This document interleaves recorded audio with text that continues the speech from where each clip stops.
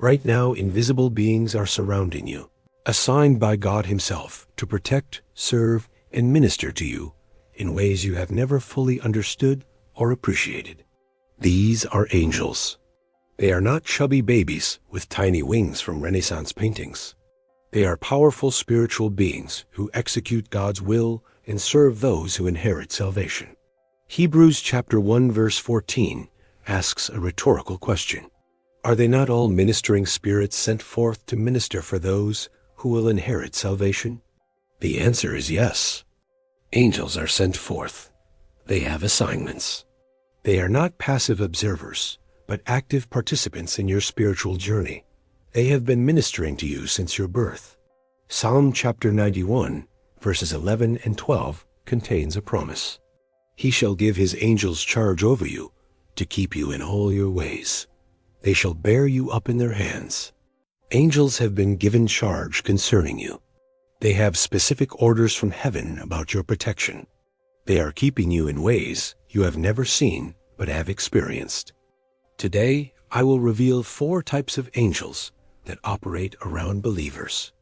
Understanding these types will help you recognize and cooperate with angelic ministry in your life. The first type of angel around you is the guardian angel. These are angels specifically assigned to watch over, protect, and preserve individual believers throughout their earthly lives. Jesus referenced guardian angels in Matthew chapter 18 verse 10, when he said, "Their angels in heaven always see the face of my Father who is in heaven." They're angels. The context was about children. Jesus said, "Do not despise one of these little ones, because their angels are always in the presence of the Father." Personal angels are assigned. The concept of guardian angels has biblical foundation. These are not general angels occasionally helping random people. These are specifically assigned beings watching specific individuals consistently. When Peter was miraculously released from prison in Acts chapter 12, he went to Mary's house.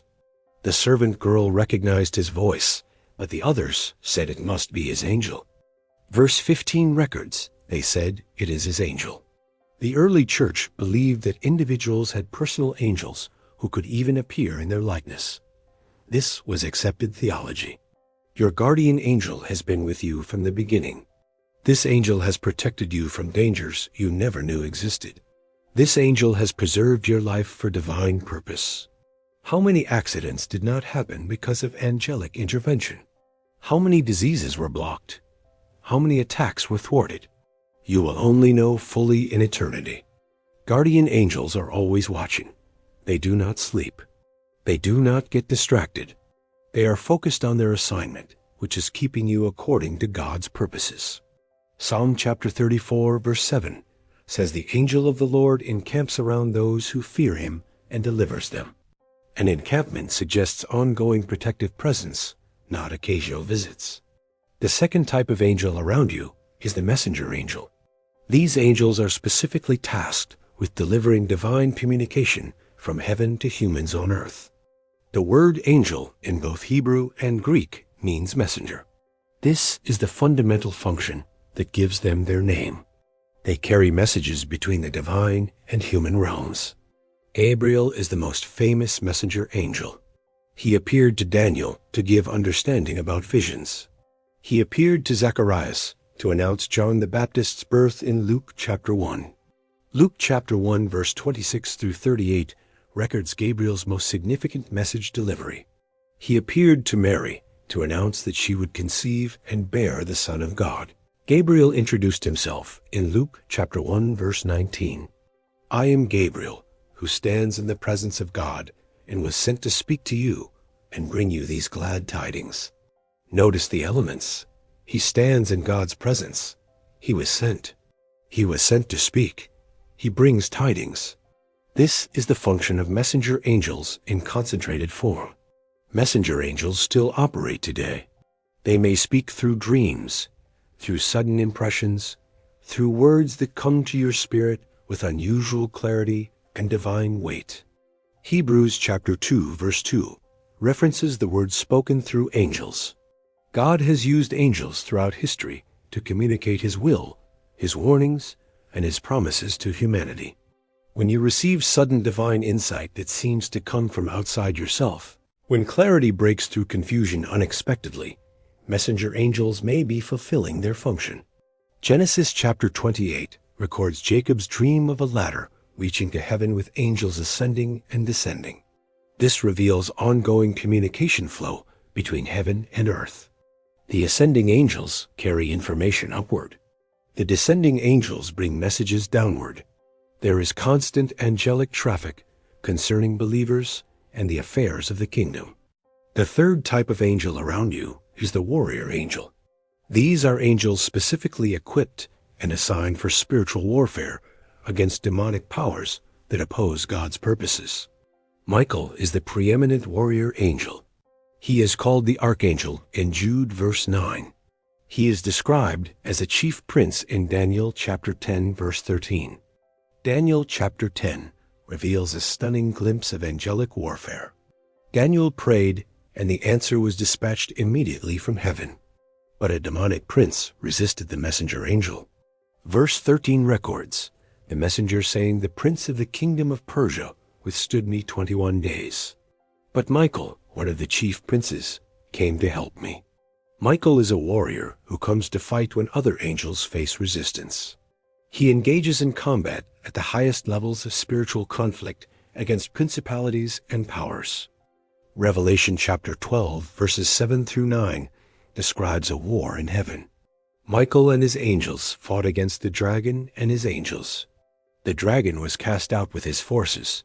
This warfare is not metaphorical. Real battles occur in the spiritual realm. Real angels fight real demons, and the outcome of these battles affects what manifests in the physical realm. 2 Kings chapter 6 reveals that Elisha's servant was terrified by the surrounding Syrian army.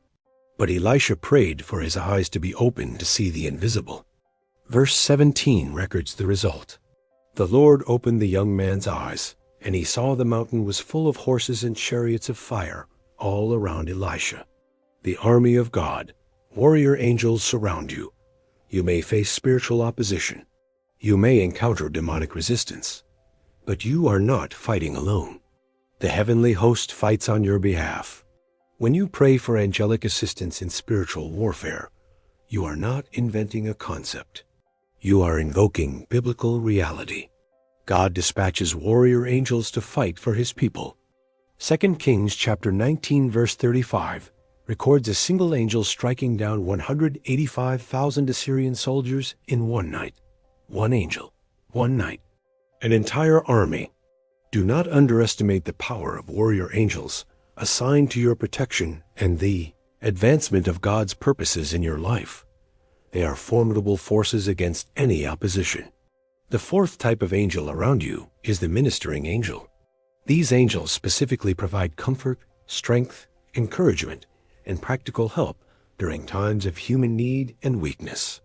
After Jesus fasted 40 days and overcame temptation, Matthew chapter 4 verse 11 records that angels came and ministered to him. They provided what he needed after the battle. 1 Kings chapter 19 shows Elijah depleted after his victory on Carmel. He fled in fear and collapsed under a broom tree.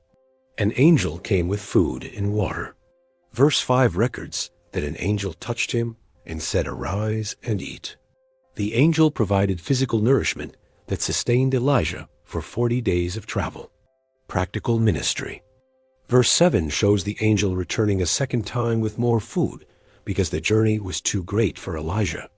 The angel recognized human weakness and met the need appropriately. Ministering angels meet practical needs.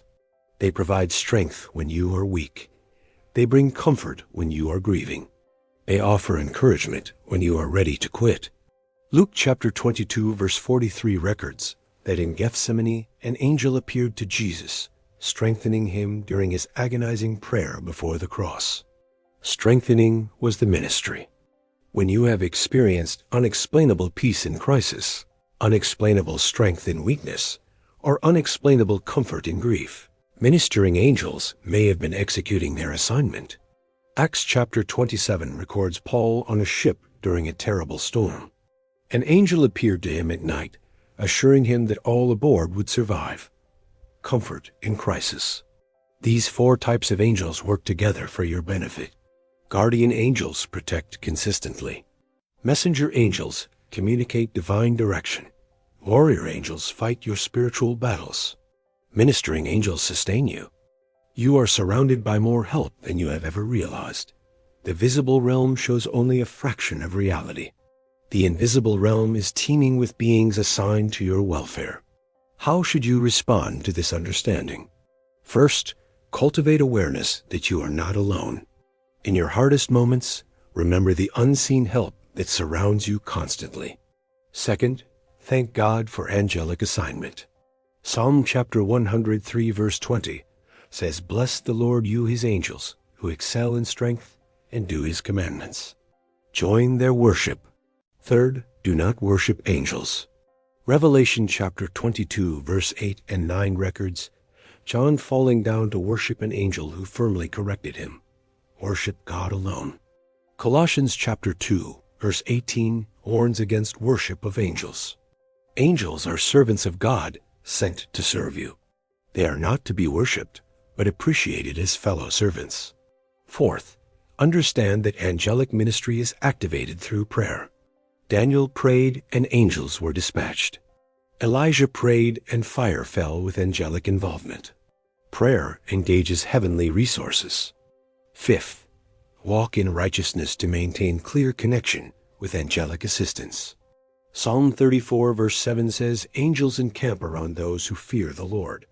Fear of God positions you. Sixth, ask God for angelic help when needed.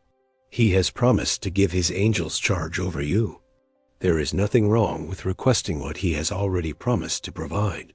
Seventh, trust that angels are already at work, even when you cannot see or feel their presence. Faith operates in the unseen realm.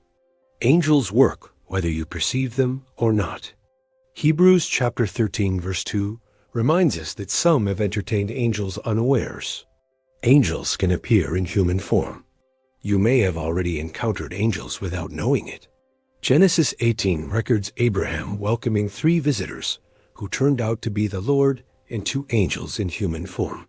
Angels can interact with humans in practical ways. As you grow in understanding of angelic ministry, your faith expands. You realize the resources available to you. You recognize you are not fighting alone.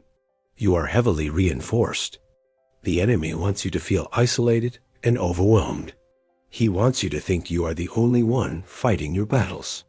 But you are surrounded by heavenly hosts.